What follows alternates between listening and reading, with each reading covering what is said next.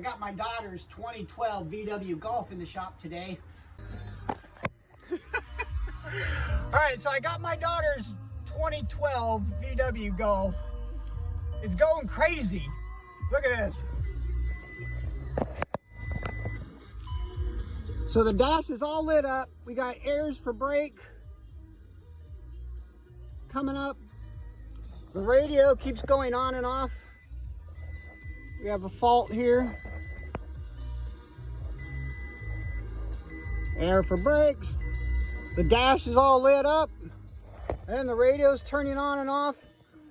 The door locks are going on and off. So I'm gonna come down here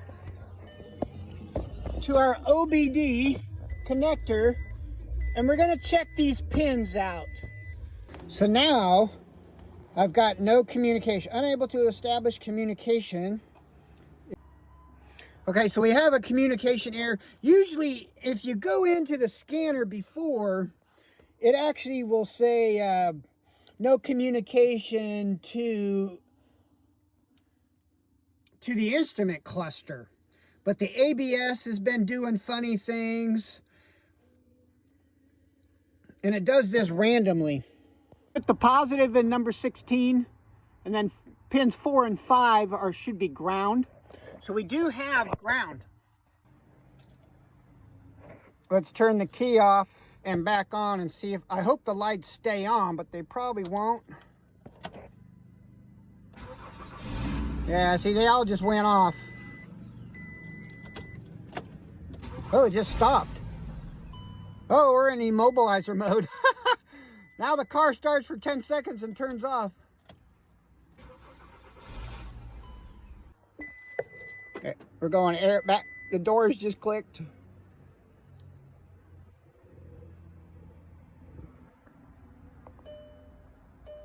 I'm thinking we got a... See, and then the radio just came on. The radio's turning on and off all by itself.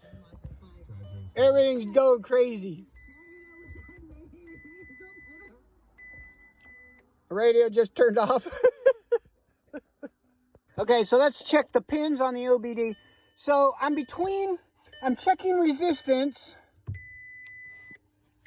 between, I'm on pin 6 and 14. I should have 60 ohms to tell me, this is the signal wires. There's two signal wires from the CAN bus and the ECM and stuff. So I should have 60 ohms. Now, if I do test for power, let's go to pin 4, which is a ground, and then we'll test the signal. So here's a signal wire. We want volts now. We should have, is the signal. On pin, so I'm grounded at pin 4 and I'm testing pin 6 signal wire for voltage because we don't have a lab scope. So this is showing me that I have a signal coming off of this bus. This signal wire is working, and then let's test signal wire pin 14. It also has 2.4. So that's actually, they should be varying. There it goes. Now, see how it's going? It's varying a little bit. So all of these pins are working. We have signal, but it's going haywire.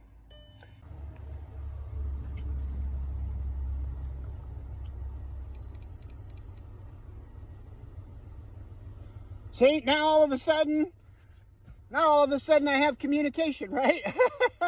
And then it pulls up no communication with instrument cluster, no communication with diagnostic gateway.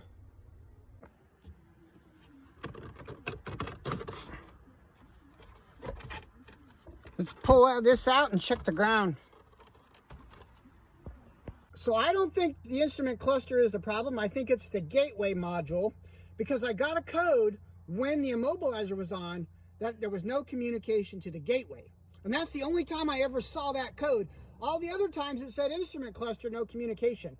But when the immobilizer came on and the car wouldn't start and there was no communication to the scan tool, it said no gateway communication. So if you want to know where the gateway is, if you look through the steering column, you can see it. See the red connector right there? That's the gateway module right there. So by the fuel, by the gas pedal, directly up, you have to just take off all of this, the AC heat duct, and it's right there. See that the red connector right there? So there's the gateway. So there is your gateway bus module. And to get it off, it just has these clips, which you can just push in. That's it. So it just comes right off the body with those two clips. Woohoo! I got the part back. So I have the original plus the new one. So what I did is I thought that the gateway module was bad. So I went ahead and sent it to my buddy Tom over at speedosolutions.com. I'll leave his name in the comments. And anyways, he's able to test these off the car. So you can just mail him the module and then he can test it. I think what you typically do is you put it in the freezer, because that's usually when they freak out, is when they're cold. So they put it in the freezer and then dry tested it on the bench. And it's like, yeah, this thing's freaking out. So I got me a new one. Now you have to program these as well with the VIN number so that your immobilizer doesn't go off as well. So Tom was able to do that. So he was able to diagnose it and set me up with a new one and program it with the VIN. So it should plug and play. Just plug it in and go. Okay, so let's start it. Well, look at that. Nothing on the dash. Nothing on the scanner. No codes. Cool. So it doesn't necessarily mean that it's going to be the cluster, because according to Tom at Speedo Solutions, most of the time it's not the cluster, it's the gateway. So try the gateway module first. And I went ahead and detailed the car for my daughter, right? Because it's probably, I don't know if she ever cleans it. Let me see. I took out the carpet shampooer and shampooed it. And I sat in it. Got all the coffee stains out of this one. And went ahead and shampooed all of this. Shampooed it, cleaned it all up. So now it's all looking good. I took it for a test drive, still no lights up, everything looks good. There was some pretty big scratches up on the hood, so I had to get the buffer out for that. There was some kind of acid spill, probably bird crap, because it's acidic, and it left some big stains right here. I had to polish that out. And then during Hurricane Milton, my daughter calls me up and she says, my gas lid is missing. Apparently the hurricane had ripped it off. And I told her, I said, you should probably look around the parking lot, because it's probably in the parking lot somewhere. And she said it was all the way around the corner of the building and in the grass. So she found it, but she had to glue it back on. And then when she glued it back on, she spilled Gorilla Glue all down here. And, because she didn't tape it up. So I actually I couldn't find any product that was going to get that Gorilla Glue off.